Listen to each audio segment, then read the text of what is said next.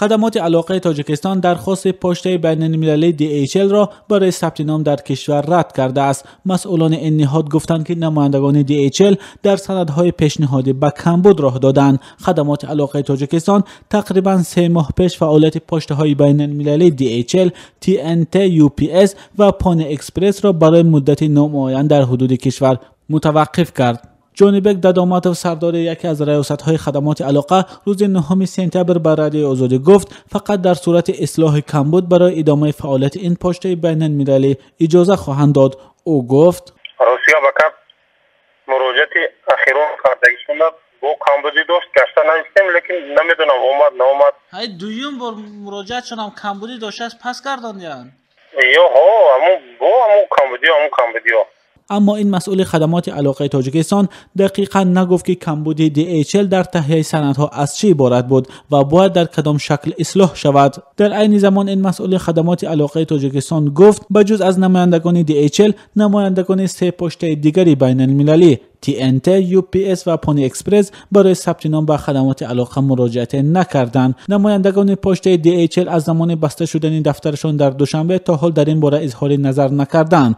دفتر کاری این سازمان فعلا خالی است و کارگران به رخصتی فرستاده شدند. اما برخی از ساکنان گفتند که تمام نامه و بسته ها را طریق پشته تاجیک میفرستند یا دسترس میکنند. یکی از مصاحبان ما گفت هرچند مثل پشته های بین المللی نیست ولی انتخاب دیگری نداریم. نامه و بار چند روز دیرتر میرسد. ساکنان میگویند بعد بسته شدن نمایندگی پشته های بین المللی مشکلی آنها دوچند شده زیرا پشته تاجیک سر وقت مکتوب مراسلات آنها را به منزل نمیرساند.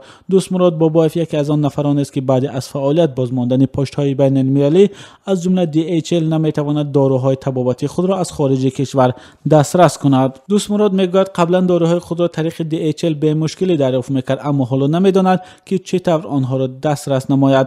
من مراتب مثلا فقط سرچیم از اینجا من ریسیپ میفرستوندم و داروهایی که برای من ضرور بود میفرستم. بعضی من نمیدونم میخوام محکم باشم من کجا حتی چی کرده نمیدونم با کجا روی آورده نمیدونم که این چی خیل کرده من گیرم. دوست مراد میگوید آخرین بار برای او هفته قبل پسرش دارو روان کرد اما حالا معلوم نیست که داروهای او کی به تاجیکستان میرسند. در دوام 3 ماه اخیر پشته تاجیک یگانه شرکت خطکشانی در کشور باقی ماند که به گفته مسئولین درآمدش از حساب نبود رقیبان به طور قابل ملاحظه بالا رفته است. هرچند خدمات علاقه وجود مشکل در اسناد نمایندگان پشتهای بین المللی را عامل اصلی برای دوباره فعال نشدن آنها میدانند، اما آگاهان میگویند احتمال مشکل اصلی به توافق نرسیدن پشتهای بین المللی با همتایان تاجیک خود از جمله پشته تاجیک است. در ماه ایون شرکت دولتی پشته تاجیک به عنوان 3 شرکت بزرگ خطکشانی در جهان